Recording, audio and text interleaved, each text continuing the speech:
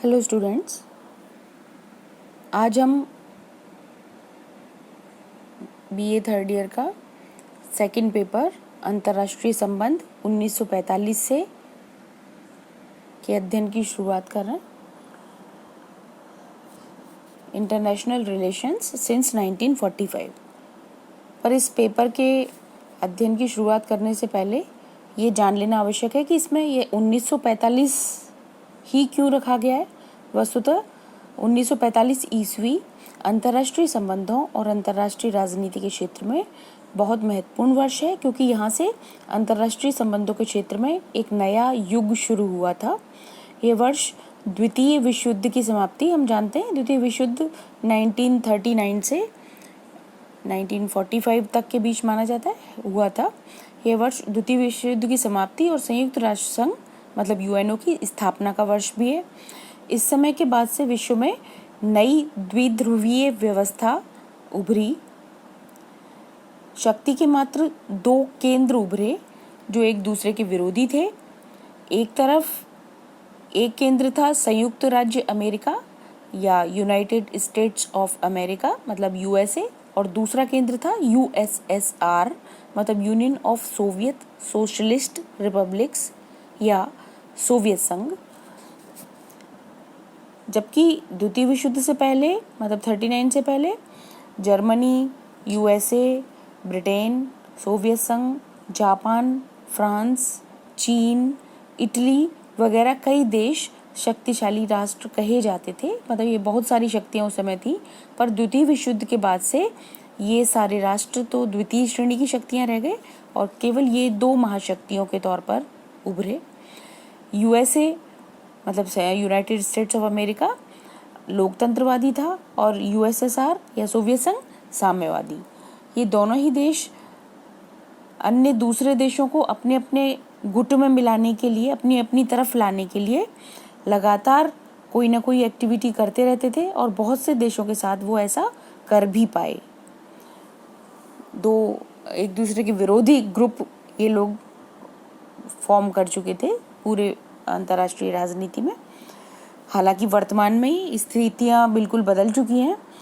1991 में सोवियत संघ का विघटन हो चुका है और अब उसका नाम रशिया है, रशिया या रूस। उसके विघटन के बाद से विश्व राजनीति में हम जानते हैं कि केवल यूएसए को मतलब यूनाइटेड स्टेट्स ऑफ अमेरिका को सुपर पावर का दर्जा मिला हुआ है वर्तमान में। तो अभी यही स्थिति है। इस पेपर में हम फर्स्ट यूनिट में एक टॉपिक है शीत युद्ध या कोल्ड वार। आज हम इसको देखने जा रहे हैं। तो पहले हम इसका अर्थ देख लेते हैं, शीत युद्ध क्या होता है इसको समझ लेते हैं और फिर उसके बाद शीत युद्ध क्यों शुरू हुआ उसके कारण भी हम देखेंगे। तो हम अभी भी जिक्र कर चुके हैं कि द्वितीय विश्व युद्ध के बाद विश्व में मात्र दो महाशक्तियां रह गई थी, संयुक्त राज्य अमेरिका और सोवियत संघ। तो शीत युद्ध का अर्थ हम देखें कि शीत युद्ध उनके संबंधों को दर्शाने वाला सबसे उपयुक्त शब्द है। वो संबंध जो द्वितीय विश्व युद्ध के बाद हमें दिखाई देते हैं। उस समय दोनों महाशक्तियों के मध्य तनाव, अविश्वास और वैमनस्यपूर्ण और कटुतापूर्ण संबंध थे। दोनों एक दूसरे को पराजित करने और नीचा दिखाने के लिए हमेशा तत्पर रहते थे और यथासंभव अन्य दूसरे देशों को अपने अपने गुट में मिलाने का प्रयास करते रहते थे। पूरा विश्व इन दोनों महाशक्तियों के संघर्ष का अखाड़ा बन चुका था। मतलब ये सिर्फ एक दूसरे के विरुद्ध सिमट कर नहीं रह गए थे, बल्कि ये दूसरे नए स्वतंत्र हुए देशों को या और छोटे देशों को अपनी तरफ मिलाने के लिए पूरी कोशिश किया करते थे। और एक प्रकार का पूरे विश्व में भय, अविश्वास और तनाव का माहौल व्याप्त हो गया था। शीत युद्ध से तात्पर्य या हम और स्पेसिफिकली इसका अर्थ हम देखें या हम इसको परिभाषित करना चाहें तो हम कह सकते हैं कि अंतर्राष्ट्रीय राजनीति में शीत युद्ध से तात्पर्य सोवियत संघ और संयुक्त राज्य अमेरिका के शत्रुतापूर्ण अंतर्राष्ट्रीय संबंधों से है, जो द्वितीय विश्व युद्ध के उपरांत उत्पन्न हो गए थे। यह परंपरागत तरीके से शस्त्रों द्वारा लड़ा जाने वाला युद्ध न होकर मानसिक और प्रचारात्मक था। दोनों पक्षों में राजनीतिक, आर्थिक, सामाजिक और सांस्कृतिक सभी क्षेत्रों में तनावपूर्ण स्थिति थी। यह एक कूटनीतिक युद्ध था, एक प्रकार का वाक युद्ध या बोलकर लड़ा जाने वाला युद्ध या प्रचार युद्ध था, जो कागज के गोलों, पत्र पत्रिकाओं, रेडियो और अन्य प्रचार के साधनों से लड़ा गया। हाँ, कुल मिलाकर के शीत युद्ध एक नॉर्मल युद्ध नहीं है, बल्कि शांतिपूर्ण स्थिति में भी लड़ा जाने वाला एक कूटनीतिक युद्ध है, जो तनाव क्रिएट करता है। D.F. फ्लेमिंग कहते हैं कि शीत युद्ध एक ऐसा युद्ध है जो युद्ध क्षेत्र में नहीं बल्कि मनुष्य के मस्तिष्क में लड़ा जाता है तथा इसके द्वारा उनके विचारों पर नियंत्रण किया जाता है। तो वास्तव में शीत युद्ध वास्तविक युद्ध नहीं था, बल्कि युद्ध का वातावरण था जिसका विश्वव्यापी प्रभाव था, क्योंकि दूसरे देशों को भी इसमें घसीटा जा रहा था। नेहरू के शब्दों में शीत युद्ध का वातावरण निलंबित मृत्युदंड के वातावरण के समान तनावपूर्ण था। कुल मिलाकर शीत युद्ध को कुछ बिंदुओं में हम समझ सकते हैं, उसको इन अर्थों में प्रयुक्त किया गया या उसकी ये विशेषताएं दिखाई देती हैं। पहली हम यहाँ स्क्रीन पे देख रहे हैं, वाक युद्ध एक तरह का बोलकर लड़ा जाने वाला युद्ध है। प्रचारात्मक युद्ध इसको कहा जा सकता है, एक दूसरे के विरुद्ध प्रचार का सहारा लिया जाता है। कूटनीतिक युद्ध है ये कूटनीति के द्वारा, राजनय के द्वारा लड़ा जाता है, शस्त्रों के द्वारा नहीं। युद्ध का वातावरण होता है, ये वास्तव में शीत युद्ध सशस्त्र या वास्तविक युद्ध नहीं है जिसे हम नॉर्मली युद्ध के तौर पर जानते हैं, बल्कि ये केवल युद्ध का वातावरण है, एक ऐसा वातावरण जिसमें कभी भी युद्ध हो सकता है, युद्ध की संभावना वाला वातावरण शीत युद्ध को कहेंगे। ये सैद्धांतिक और वैचारिक युद्ध कहा जा सकता है, क्योंकि दोनों जो गुट थे, दोनों जो ग्रुप्स थे, वो उनके अपने अलग अलग सिद्धांत थे और अलग अलग विचारधाराएं थी, और उसकी प्रस्थापना के लिए वो हमेशा ये तनावपूर्ण स्थिति क्रिएट किए हुए रहते थे। छठा हम यहाँ देख रहे हैं, स्नायु युद्ध या वॉर ऑफ नर्व्स, एक तरह से स्नायुओं के द्वारा लड़ाई जाने वाला, मतलब तनाव का वातावरण इसको कह सकते हैं। सातवां, प्राचीन शक्ति संतुलन का नवीन रूप भी इसको कहा जा सकता है कि एक तरह से ये दोनों महाशक्तियों के बीच में, दोनों महाशक्तियाँ एक तरह से विश्व राजनीति में शक्ति संतुलन स्थापित करने की कोशिश कर रही थी कि कोई भी एक शक्ति ज़्यादा बड़ी ना हो जाए तो दूसरी शक्ति उसको संतुलित कर पाए। तो एक तरह से उसको इस रूप में भी देखा जा सकता है। सैनिक प्रवृत्ति को प्रोत्साहन भी इस समय मिला और बहुत सारी सैन्य गुटबंदियां बाद में कंटिन्यूअसली की जाती रहीं दोनों ग्रुप्स के द्वारा। नवी विशेषता, विश्वव्यापी प्रभाव, कि इस शीत युद्ध के केवल इन दोनों राष्ट्रों के बीच सीमित नहीं था, इसने Europe, Africa, Asia, Latin America के देशों को भी प्रभावित किया और सारी समस्याएं, जर्मनी की समस्या, कोरिया की समस्या, क्यूबा, कॉन्गो, दक्षिण अफ्रीका, कश्मीर, अरब इजराइल की समस्या, अफगानिस्तान की समस्या, इन सभी समस्याओं में शीत युद्ध का दखल रहा और ये समस्याएं शीत युद्ध से प्रभावित रहीं। शीत युद्ध के कारण हम देख लेते हैं कि ये जो शीत युद्ध चला, बहुत लंबा चला, द्वितीय विश्व युद्ध के बाद से उग्र रूप में दिखाई दिया और 1991 तक तो चला ही, जब तक कि सोवियत संघ का विघटन नहीं हो गया। तो ये जो इतना लंबा शीत युद्ध चला, इतना तनाव का वातावरण पूरी विश्व राजनीति में रहा, तो इसके पीछे क्या कारण थे? तो पहला कारण हम स्क्रीन पर देख रहे हैं, सैद्धांतिक और वैचारिक मतभेद या 1917 की साम्यवादी क्रांति। ये हम जानते हैं कि 1917 में रूस में साम्यवादी शासन आया था, साम्यवाद की स्थापना हुई थी। तो ये जो साम्यवादी क्रांति हुई और उसके बाद जो सर्वाधिकारी शासन वहाँ पर स्थापित हुआ, तो ये पश्चिमी उदारवादी देशों की प्रजातांत्रिक विचारधारा से एकदम उलट था। ये दोनों विपरीत विचारधाराएं हैं, हम जानते हैं। और अभी तक तो ये था कि उनका एक कॉमन एनिमी था, कॉमन शत्रु था जर्मनी, जिसकी वजह से दोनों मिलकर द्वितीय विश्व युद्ध में लड़े थे, साथ थे। पर जैसे ही ये कारण ओझल हो गया तो वापस ये दोनों ये विचारधारा को लेकर के फिर से विवाद उत्पन्न होने शुरू हो गए।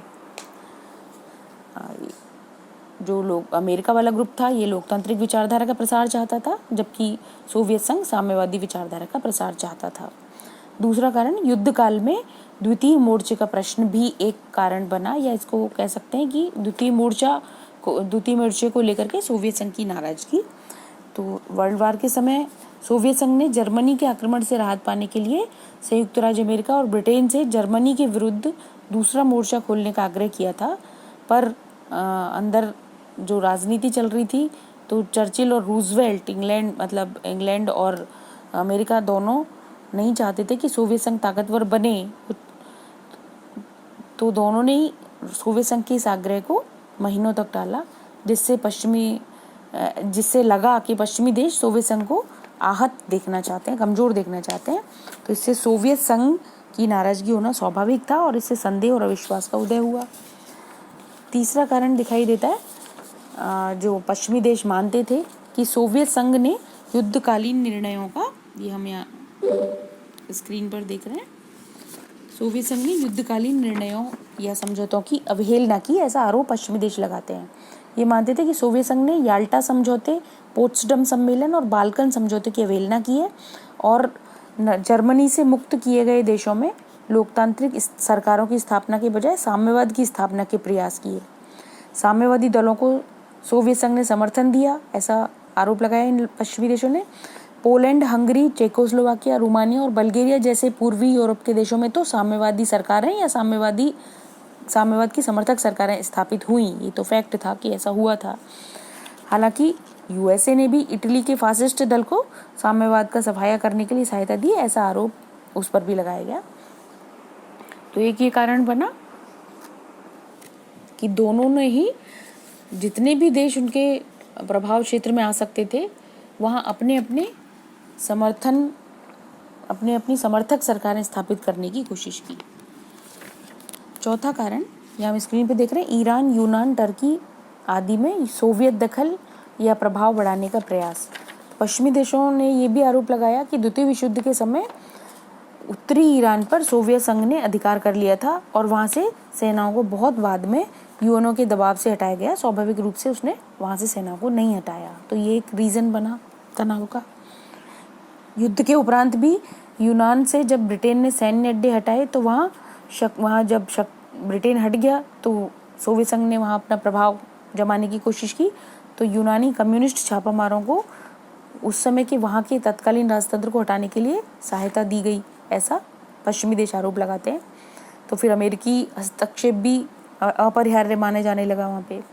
युद्ध के तुरंत बाद टर्की में भी सोवियत संघ ने नाविक अड्डा बनाने के लिए दबाव डाला और इसका पश्चिमी देशों ने विरोध किया। तो ये बहुत सारी ऐसी कुछ छोटी छोटी घटनाएं हुई जो दोनों ही ग्रुप्स ने की, जिससे तनाव का वातावरण बना और शीत युद्ध का वातावरण बना।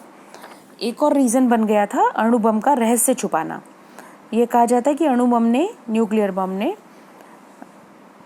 हिरोशिमा का ही विध्वंस नहीं किया। ये हम जानते हैं, यूएसए ने जापान के हिरोशिमा और नागासाकी पर ये अणु बम डाला था। तो ये कहा जाता है कि अणु बम ने हिरोशिमा का ही विध्वंस नहीं किया बल्कि युद्धकालीन मित्र राष्ट्रों की मित्रता का भी अंत कर दिया। यूएसए ने अणु बम पर जो रिसर्च की थी और जो बना लिया था उससे ब्रिटेन को तो परिचित रखा था, बता रखा था, पर सोवियत संघ से ये राज छुपाया गया था। तो इससे सोवियत संघ की नाराजगी स्वाभाविक थी और सोवियत संघ ने इसको घोर विश्वासघात माना। छठा पॉइंट हम यहाँ स्क्रीन पर देख रहे हैं, राजनीतिक नेताओं की लोलुपता। उस समय के जो नेता थे उनको अपना फ्यूचर इसी तनाव में दिखता था। तो चर्चिल और जनरल स्मट्स का नाम लिया जाता है। और भी कई ऐसे नेता जिन्हें जनता पराजित कर चुकी थी, पर युद्ध और तनाव में ही उन्हें अपना भविष्य दिखता था, ऐसा कहा जाता है। तो अमेरिका भी शस्त्रों का निर्यात चाहता था, मतलब वो इस तरह के तनाव के वातावरण का फ़ायदा उठाना चाहता था। एक चर्चिल का 5 मार्च 1946 का फुलटन भाषण, ये हम बाद में भी इसको पढ़ेंगे, शीत युद्ध का एक तरह से प्रारंभ था, जब उन्होंने कहा कि मित्र राष्ट्रों की विजय से जो प्रकाश उत्पन्न हुआ उसमें साम्यवाद के विस्तार से अंधेरा छा गया है। इसमें चर्चिल ने स्वतंत्रता की दीपशिखा जलाए रखने और ईसाई सभ्यता की सुरक्षा के लिए एक एंग्लो अमेरिकी गुट की मांग की, मतलब एक गुट बनाने की मांग की, और यही नीति आगे जाकर आगे की बाकी सारी गुटबंदियों का आधार बनी, ऐसा कहा जाता है। 7वां कारण हमें शीत युद्ध का दिखाई देता है कि अपर्याप्त सहायता या लैंड सहायता का बंद किया जाना। तो सोवियत संघ को ये सहायता बंद कर दी गई थी यूएसए के द्वारा। सोवियत संघ को युद्ध में काफ़ी हानि हुई थी, फिर भी यूएसए ने लैंड लीज एक्ट के तहत सोवियत संघ को जो थोड़ी सी सहायता दी जा रही थी उसको भी बंद कर दिया, जिससे सोवियत संघ नाराज हो गया। आठवां कारण, एक दूसरे के विरुद्ध प्रचार अभियान। और ये काफ़ी लंबे समय तक दोनों ही ग्रुप्स, दोनों ही देश बहुत सारे अखबारों में, सारे पत्र पत्रिकाओं में एक दूसरे के विरुद्ध लगातार जहर उगलते थे, आरोप लगाते थे, निंदा करते थे। एक दूसरे की शासन व्यवस्थाओं की, जासूसी के आरोप तक भी लगाए जाते थे। तो मतलब कुल मिलाकर जितना भी कड़वा वो एक दूसरे के विरुद्ध बोल सकते थे, ऐसा लगातार वो बोलते रहते थे। तो इससे तनाव का वातावरण लगातार बनता गया और बढ़ता गया। 9वां और आखिरी पॉइंट हम यहाँ, वैसे और भी कई बहुत सारे रीज़न है यहाँ, एक और रीज़न शक्ति संघर्ष या हित संघर्ष। तो ये एक स्वाभाविक सी बात है। तो मॉर्गन तो कहते हैं कि ये सारे कारण तो जो हैं वो रीज़न बन जाते हैं, अदरवाइज जो मुख्य कारण होता है वो शक्ति के लिए संघर्ष ही होता है। तो मॉर्गन तो कहते हैं कि अंतर्राष्ट्रीय राजनीति शक्ति के लिए संघर्ष है और शीत युद्ध भी शक्ति प्राप्ति के लिए, अपने राष्ट्रीय हितों के संवर्धन के लिए एक स्वाभाविक संघर्ष था। दोनों ही स्वयं को बड़ी शक्ति के रूप में स्थापित करने के लिए लगातार कोशिश कर रहे थे और उसी का परिणाम, ये स्वाभाविक परिणाम शीत युद्ध था। तो वो कहते हैं कि ये बाकी सारे जो इतने भी रीज़न हम पहले जिक्र कर चुके हैं, ये एक छोटे कारण थे। मुख्य कारण जो हमेशा होता है किसी भी शक्ति संघर्ष का, वो अपने हितों को बढ़ाना होता है, अपनी शक्ति को बढ़ाना होता है, ज़्यादा से ज़्यादा शक्ति को अपनाना होता है, बढ़ाना होता है। तो ये सारे हम रीज़न देख चुके हैं जिससे शीत युद्ध पनपा और काफ़ी लंबे टाइम तक चला। अब वो ख़त्म हो चुका है, बीच में भी कुछ शैथिल्य आया, उसका हम बाद में अध्ययन करेंगे। धन्यवाद।